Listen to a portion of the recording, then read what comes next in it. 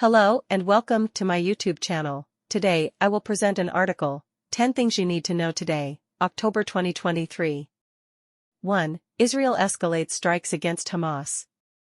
Israel said Tuesday it had intensified its bombing against Hamas in Gaza, hitting more than 400 targets in 24 hours. Israeli forces also responded to fire by Hezbollah fighters in Lebanon. Israel said it was well prepared for an anticipated ground assault in Gaza to crush Hamas for its October 7 terrorist attack that killed 1,400 people in southern Israel. The Hamas-run Gaza Health Ministry said more than 5,000 people have died in the Palestinian territory since the conflict began. U.S. forces, meanwhile, blocked two one-way attack drones that targeted their base at Al-Tanf in Syria. Washington, scrambling to prevent a broader war, said it would hold Iran responsible for attacks on U.S. troops in the Middle East. The New York Times, Bloomberg. 2. Republican Speaker candidates make their pitches. 8 Republicans vying to become House Speaker made pitches to their colleagues in a closed-door meeting Monday as lawmakers prepare to try again to elect a replacement for ousted Speaker Kevin McCarthy, Republican California. The House has been unable to conduct normal business since a small group of far-right Republicans launched a successful effort to remove McCarthy 3 weeks ago. House Republicans nominated Majority Leader Steve Scalise, Republican Louisiana, and Representative Jim Jordan, Republican Ohio, for the job, but both failed to rally enough support. Donald Trump had backed Jordan, but the former president, who is busy with legal troubles and his 2024 presidential campaign, said Monday he was trying to stay out of it now. The Washington Post. 3. Hamas releases 2 more hostages. Hamas on Monday released 2 more civilian hostages, both elderly Israeli women whose husbands remained captive, but talks on freeing 50 more people stalled as the Palestinian militant group called for Israel to permit deliveries of fuel into Gaza, The Wall Street Journal reported, citing officials with knowledge of the negotiations. An American mother and daughter were freed Friday. Egypt confirmed that the latest handover had taken place at the Rafah border crossing. Talks have focused on freeing the larger group in exchange for more humanitarian aid. Israel said there are still 222 hostages in Gaza who were abducted during Hamas' bloody October 7 attack on civilians and Israeli soldiers in southern Israel. 4. UAW expands strike to Stellantis Ram truck plant. The United Auto Workers Union on Monday expanded its strike against Stellantis, telling 6,800 workers at the automaker's largest plant and biggest moneymaker to join the picket line. Stellantis makes the Ram 1500 pickup truck at the targeted Michigan plant.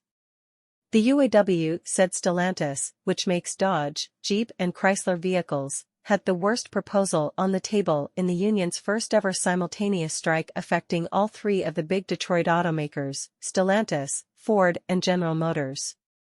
Stellantis said it thought it was making progress in negotiations with the UAW, and was outraged over the union's surprise decision to expand its targeted strike. CNN, Detroit Free Press. 5. Menendez pleads not guilty to foreign agent charge. Senior Bob Menendez, Democrat New Jersey, on Monday pleaded not guilty to acting illegally as a foreign agent. Menendez entered his plea in federal court in Lower Manhattan. His 4 co-defendants, including his wife, Nadine Arslanian Menendez, entered similar pleas last week. The U.S. Attorney for the Southern District of New York filed a superseding indictment earlier this month accusing Menendez and his wife, who already faced bribery charges, of conspiring with one of the 2 other co-defendants, Wael Hanna, to have Menendez act as an agent for Egypt from January 2018 through June 2022. Menendez was chair of the Senate Foreign Relations Committee at the time. USA Today. 6. Iceland leader joins protest of gender pay gap. Iceland Prime Minister Katrín Jakobsdóttir is joining tens of thousands of Icelandic women in refusing to work Tuesday to protest the gender pay gap and gender-based violence. I will not work this day, as I expect all the women in the cabinet will do as well, Jakobsdóttir told the MBL.is website. The Kvenafrí, or Women's Day Off, is expected to have the greatest impact in health care. education and other sectors where women make up the majority of the workforce. The Icelandic Teachers Union says the majority of teachers, including 94% of kindergarten teachers, are women. About 80% of workers at the country's biggest medical center, the National University Hospital of Iceland, are women.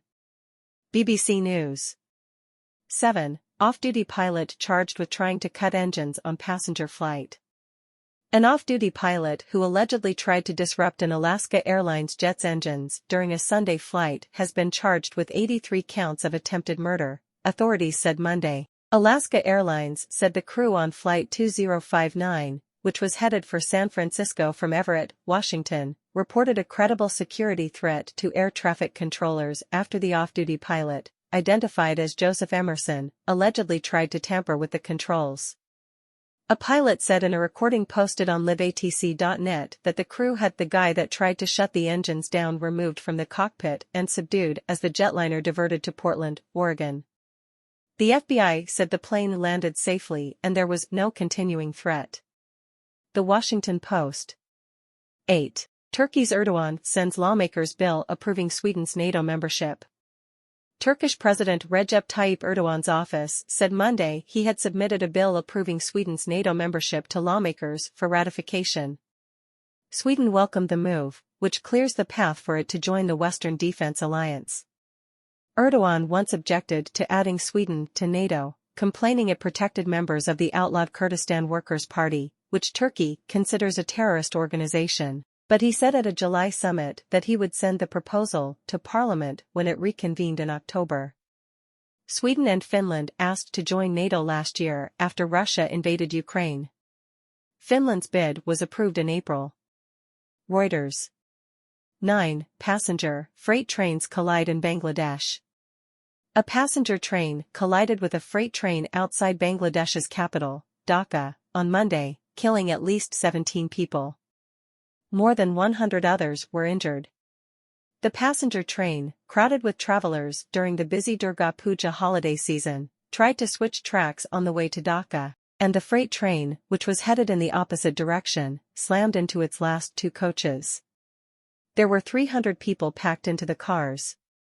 The death toll may rise further, said Sadaqah Rahman Sabuj, the chief administrative officer in the area where the crash occurred. Witnesses said blood and body parts were scattered across the tracks. The New York Times. 10. World's oldest dog dies at 31. A 31-year-old guard dog named Bobby died in Portugal, his owner said Monday.